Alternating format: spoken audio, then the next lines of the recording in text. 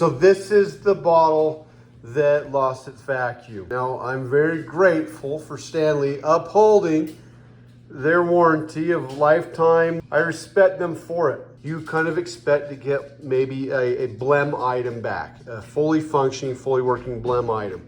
I'm completely understanding of that. That makes perfect sense. But I opened the friggin' box, okay? And shut up. Shut up. It's not even funny. It's funny. It's not funny. I had a green thermos. Look at it. I'm a man. I don't care if this offends anybody. I'm a man. Look what they sent me. This is bull crap. And my daughter wants it. You know what I said? I said, no, you can't have it. It's still mine.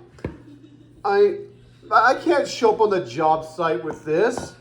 Look at it. It's pink. I mean, I kind of was thinking I would get a green or something. They even have a red plaid one that's really cool looking. But pink? Your favorite bottle just got better. Bull crap. Now see, it's got a little dent, and that's okay. That could have been in shipping, could have been the blem. Designed to the exact specifications of the creators. You know what that means? Made in China. No crap. Yeah, you design something, you send it to China, they build it. Like, I don't even know you'd put that on there. It's a statement of stupidity. When was the last time that I was like, hey, I'm a lady man, send me a pink one? No. If you like pink, that's fine. I don't. I don't like pink.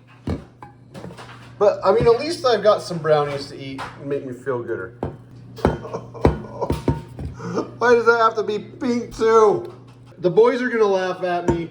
I'm taking this into work tomorrow and it's gonna be pinkies up. Thank you for honoring the warranty, but maybe next time if someone has a green one, not pink.